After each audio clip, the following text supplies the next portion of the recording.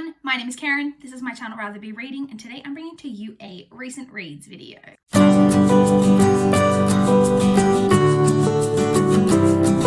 It has been a week since I last checked in for a recent reads video. If you've been watching my channel, you know I've been super slumpy. I think I am finally on the upswing with that. It still was not like a fantastic, wasn't a reading week, of pre-slump Karen, but a lot better than I had been doing. I did manage to complete a total of 4 books. So let's talk about those and then we can get a bit more into kind of how my reading's going towards the end of the video. So the first book that I completed was The Flight Attendant by Chris Bojalian. I listened to this on audio. It was narrated by Erin Spencer, Grace Experience, and Mark Deakins. So this is a thriller. It's about a woman who is a flight attendant, and she falls into that kind of very much like thriller trope of a woman who, not just a woman, but like a thriller trope where the main protagonist is an alcoholic. And so she has a lot of problems with binge drinking and drinking to the point of blacking out all the time. She also enjoys quite often having casual sex relationships just with different people, sometimes men she's met on flights, etc. And that's what happened at the beginning of this novel. She's met a man on a flight. She's ended up going back to his hotel. They have a sexual encounter and she wakes up the next morning to find that the man that she spent the night with is dead in the bed next to her. He has had his throat slashed. She was very drunk. She's not exactly sure whether she had something to do with this murder or not. And it's also what plays into it a little bit is that she's in Dubai, which is obviously not a place where women necessarily have a lot of rights. And it's actually illegal in Dubai for women to have even consensual sex outside of marriage. So she ends up fleeing the scene and returning on a flight as a flight attendant to the United States, and it all starts to follow about that crime. So I was excited for this. Love a good thriller, as you guys know. I also I was intrigued by that premise, but it didn't quite go the way that I hoped it would go. It was a little bit more kind of organized crime-ish, if you will, which is not my favorite type of thing to read about. And there is also a villain perspective, which I don't typically enjoy. It's one of the, I always say that basically every thriller trope that exists, I enjoy. That is one that I actually don't particularly enjoy as a villain perspective. It can be done well, but a lot of the time I feel like it takes away a lot of the suspense in the novel because there's not as much to guess about what is going on, because you know a lot about what's going on because you're getting that perspective. And that was a little bit the case in this one. So overall, I wasn't as super engaged in the story as I wanted to be. Having said that, the end part to the story, the wrap up of kind of the mystery of what was going on and all of that, I actually really liked. There were quite a few things in there that I don't think, I wasn't necessarily super shocked, but I didn't think were super obvious either. And I think a lot of people would be quite surprised by a lot of the things that were in the ending part, which I really liked. Then, having said that, so I liked all that part of the ending, but then kind of after all of that kind of resolution to the mystery aspects, you then go to the next part of the story where you get a little kind of wrap up of what's become of the characters or whatever. And I thought that was a little kind of cheesy over the top, which again, I don't love when they do that in thrillers. So this was just okay for me. In the end, I gave that one 3.25 stars. I then finished Death Comes to Pemberton by P.D. James. This is it's a sequel to Pride and Prejudice. It is set 6 years following the events of Pride and Prejudice. It is on the eve, the story starts kind of on the day or 2 days before this big ball that is going to be held at Pemberton. I think it's the night before the ball, and all of a sudden a carriage races up to the estate, and Lydia falls out of the carriage. She's completely hysterical, and she's saying that there's been Wickham has been shot, that has been murdered in the woods near the property. And that kind of is where we kick off the plot of this. I've mentioned I've been excited to get to this for such a long time because I really do enjoy I love Pride and Prejudice. I love a good mystery. So the thought of combining those things in together, I thought was going to be great. I was really, really disappointed in this. This is one of my most disappointing reads of the year, quite frankly. This is only 320 pages. I didn't like the writing. I didn't like the fact that this has the Pride and Prejudice characters in it. So characters that we know, characters that we love, and yet I was so not invested in any of the characters. Some of the characterizations felt a little bit off. The mystery itself was incredibly boring, incredibly unengaging, didn't care about it. And just frankly, I just didn't care about this story at all. I thought this was so much of a miss, because I really think that this could have been done really, really well, but this didn't work for me.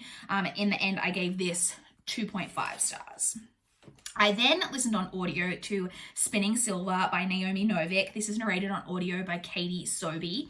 This is a YA fantasy retelling of Rumpelstiltskin. So the way that it's a retelling is that we're following a main character named Miriam, who is a daughter of moneylenders, for people who have lent out money to different people, but her parents are really terrible about managing to get that money back. And the family has really started to suffer for it. Her mother is unwell, they don't have enough to eat, all of this type of thing. And so Miriam decides enough is enough, and she takes over the money lending kind of business, and she decides to go out and get payback from people as much as they can. She trades goods for money owed and does everything that she can to kind of keep her family going.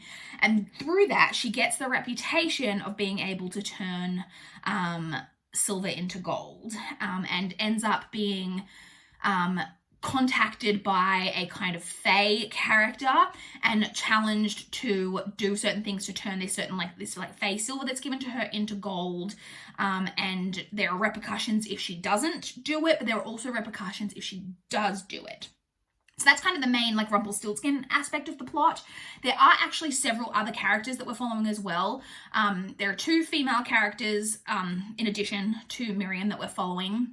And we get kind of an other perspectives later on in the story. I was really excited to read this one as well, because I've previously read Uprooted by Naomi Novik and really, really enjoyed that one. And I really enjoyed this one as well. Naomi Novik's writing is so delightful. She's just got such gorgeous writing. I love the setting. So it's a fantasy setting, but it's very much a Russian-esque, a Russian-inspired fantasy setting. The setting was great. The characters were fantastic. So all of the 3 kind of main female characters, she just writes such strong female characters, strong in different ways. Miriam herself gets this reputation throughout their village or whatever of being incredibly hard-hearted and not very womanly, because she has to harden herself to feeling pity for people, because she can't take every sob story of, I can't pay you for this reason, because she would just never be repaid. And she's running a business, and so as all of that, but all 3 of the women are kind of coming from these kind of oppressed backgrounds, and about them kind of rising above those different oppressions. Really, really loved all of that. There's also some really good religion rep in here. Miriam herself is Jewish, and it's mentioned quite a lot throughout the story, and her religion is really important to her. I really liked that as well. The only real downside to this one for me is just the point of view shifts itself. Listening to it on audio, I don't think is the best way, but I actually heard it mentioned in quite a few reviews on Goodreads of people who didn't listen to it on audio, in that the perspective shifts very quickly, within chapters. And from what I understand, in the physical copy, there's you've at least got a little page break to warn you that something's happened. In the audio, you get nothing. So literally it's the end of a sentence, and then the next sentence begins, and you're in a different perspective. But sometimes it takes you a little bit to realize, oh, I'm not in Miriam now, I'm now with Irina, or I'm with Vanda, or whoever. And so that was a little bit jarring, and it took me a little bit to sometimes to figure out exactly where I was at in the story. I also think I maybe would have enjoyed this even more than what I already did if I'd read it physically, just because, as I've mentioned, with the way I've been slumping lately, I haven't been concentrating on audiobooks the way as much as I want to. And I feel like there are some nuances to this world and this plot and everything that I probably didn't fully grasp because I was listening to it on audio. Having said that though, I did still really enjoy this book. Really recommend Naomi Novik, both Uprooted and this book. I've really enjoyed both of them. I ended up giving that one 4 stars. And then the final book that I completed this week was Death Wears a Mask by Ashley Weaver. This is the second book in the Amory Ames series. It's the sequel to Murder at the Brightwell. So this is a series that follows, it's set in 1930s, and we're following Amory Ames, who in the first book, she's at a like seaside resort when a murder takes place and she gets embroiled in that mystery.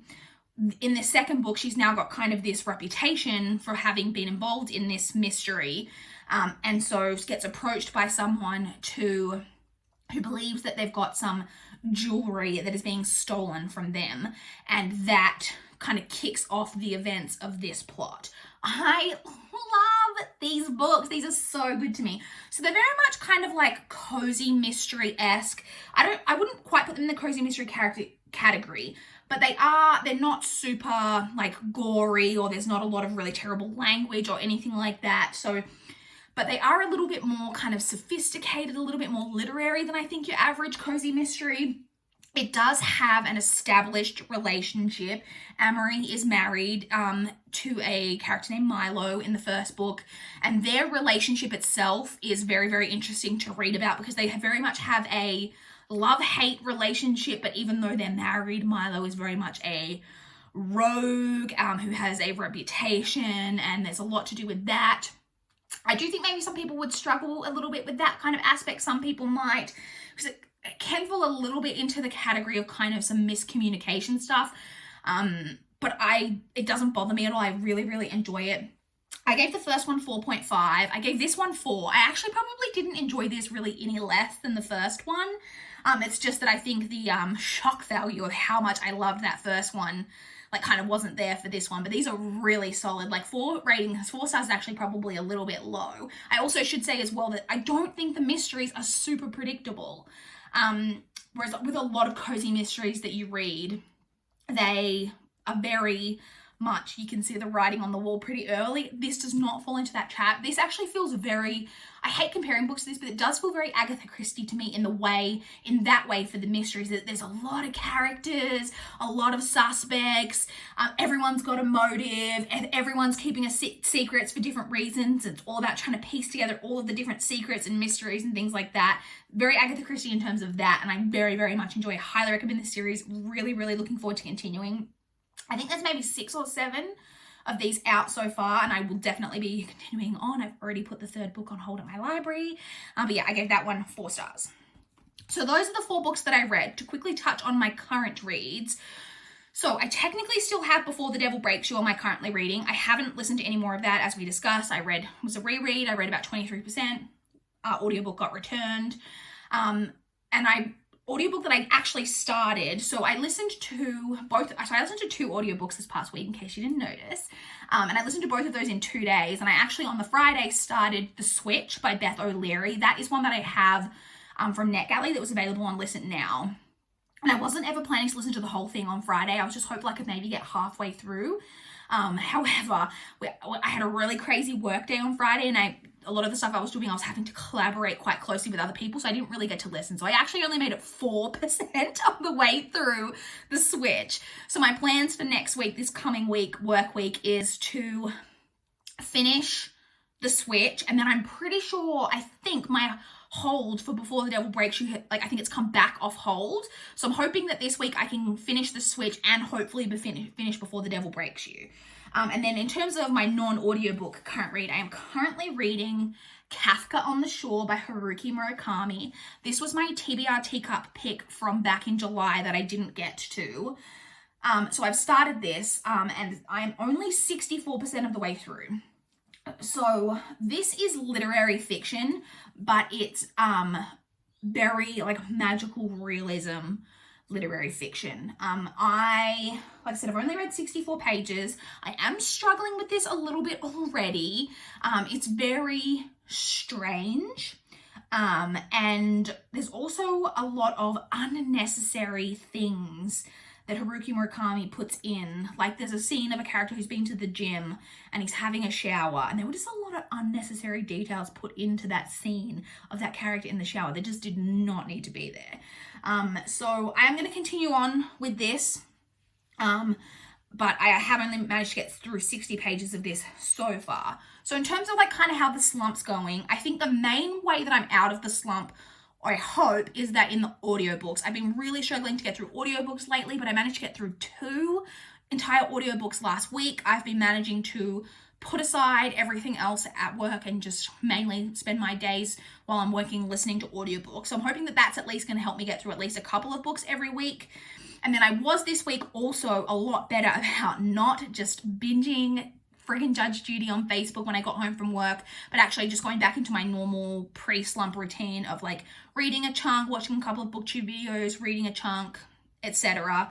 I did have things on Monday and Tuesday, so and then Friday, yesterday, not gonna lie, I did fall back into Judge Judy, but things have improved a little bit. There's still definitely room for improvement with the time spent reading, like the non-audiobook reading, but I'm hoping that we're kind of back on the upswing out of the slump and that next week is going to be even more improved. That's the hope. So I would love to chat with you guys in the comments down below. If you've read any of the books that I read, or if you want to chat about what you guys have been reading recently, I would love to know. Please like this video if you liked it. Please subscribe if you want to see more from my channel. That is all I have for this video today. Bye guys.